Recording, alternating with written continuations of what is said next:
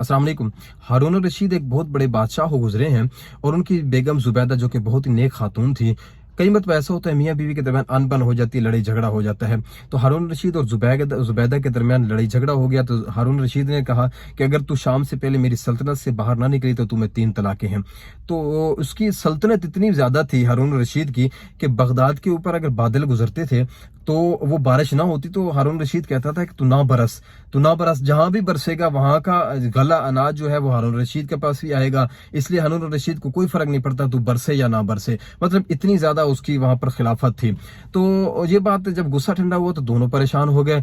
जुबैदा ने काजी से रब्ता किया, काजी को सारी बात बताई, लेकिन काजी ने कहा कि आपको यहाँ पर आना पड़ेगा, ये मसला आकर बताया जाएगा। तो ज़ाहिर है काजी का हुक्म था तो उसको जाना पड़ गया। वहां पर जब पहुंच गई तो असर के टाइम पहुंचे। उन्होंने कहा काजी ने कहा उनको बिठाओ, तो मगरिब के बाद इसका मसले का हल तलाश करते हैं।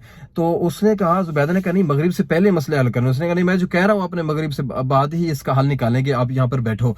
तो खैर वहां पर वो बैठ गई। मगरिब के बाद जो है उनको बुलाया गया, जी ये मसले का हल बताएं। तो हारून रशीद की बेगम ने कहा अब तो मसला ही खराब हो गया, अब तो मगरिब के बाद का टाइम हो गया। तो उन्होंने कहा मसला क्या है? उन्होंने बताया कि हमारा इस तरह झगड़ा हुआ। तो हारून रशीद ने कहा कि अगर मगरिब से पहले तू मेरी सल्तनत से बाहर ना निकली तो तुम्हें 3 तलाकें हैं इस वक्त, अब तो मगरिब के बाद का टाइम हो गया है। तो काजी साहब ने कहा कि बेटा तू जा, तुझे 3 क्या एक भी तलाक नहीं हुए। तो उसकी वजह यह है कि हारून रशीद की जितनी भी लंबी सल्तनत हो, तू मगरिब से पहले तू मस्जिद के अंदर थी और मस्जिद के अंदर किसी की भी बादशाहत नहीं चलती होती।